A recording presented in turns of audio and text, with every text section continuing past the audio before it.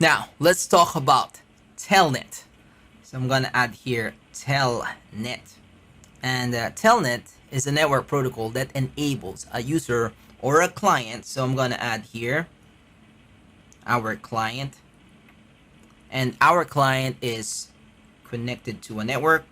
I will add a switch in between our client and our server or the device, the destination device. There. Okay, so the client or the user can remotely access and interact with another computer or a device. Again, this is our device. It can remotely access the server or device over TCP/IP. And this is our Telnet server. There. Now, when we say Telnet, it's gonna listen to port 23. Okay, and of course, we need to add an IP address. Let's say the IP address of the server is 10.0.0.100 and listening on port 23. Of course, it can be any other port number, but this is the default Telnet ports. And the client, let's say they are just in the same network, it will have an IP address of 10.0.0.5. There. Now, let's begin. So the client is about to access the server, and how? With the use of CLI. So if you're using a Mac OS or a Linux, all you need to do is open your terminal. Okay, and from there you can just type Telnet. Okay, I'm gonna add here CLI. Now, how about for Windows? I believe Telnet is also an option. Okay, but by default, this is what I believe or what I remember.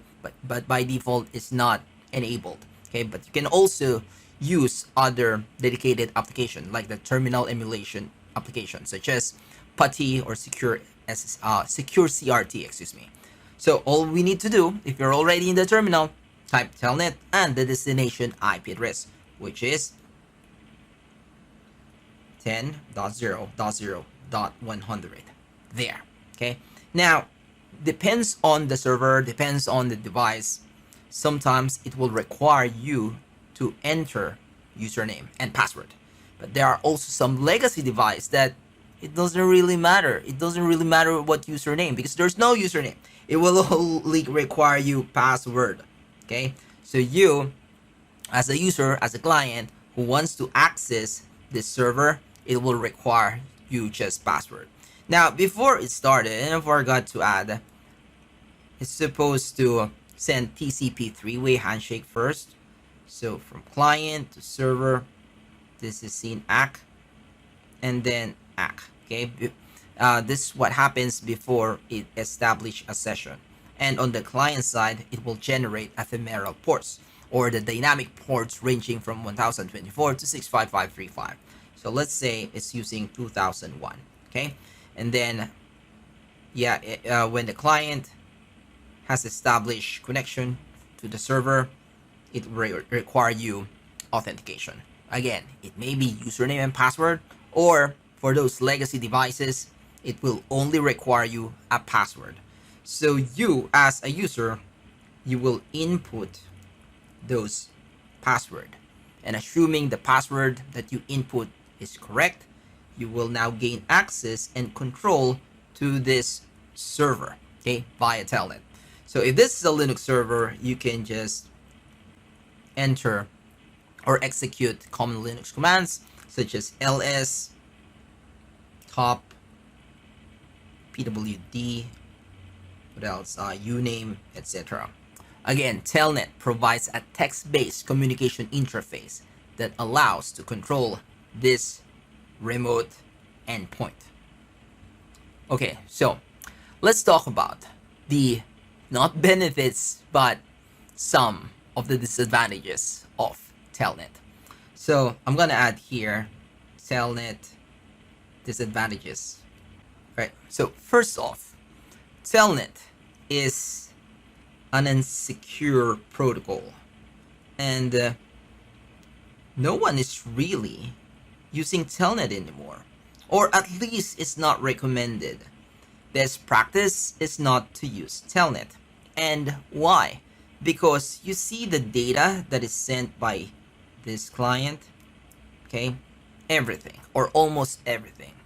These are all sent plain text, okay? Meaning there's no encryption, okay? So the traffic that is sent from client to server, and if you think about it, this is just local area network, okay? How about if you send traffic to the internet? Yes, this is still plain text.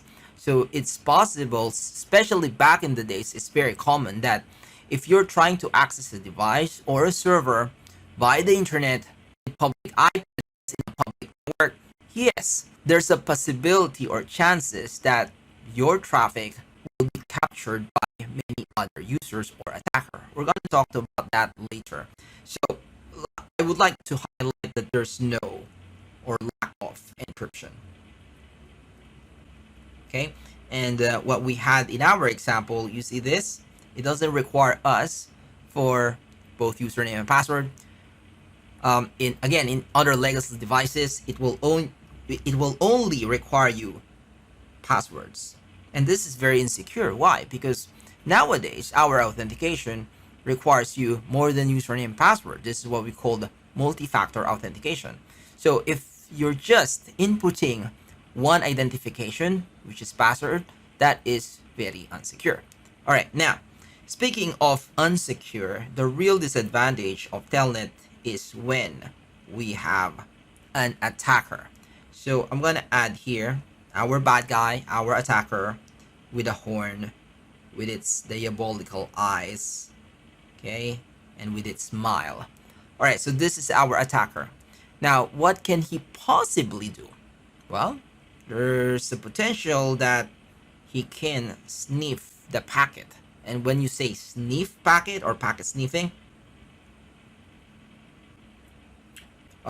so sniffing or network sniffing, this is a term, or it refers to unauthorized interception.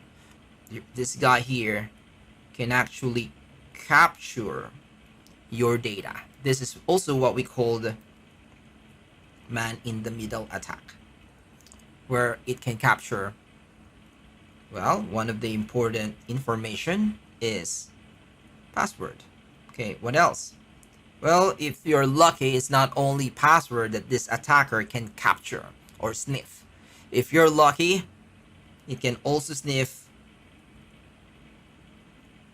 sensitive data. So if Telnet is insecure, what are the other options?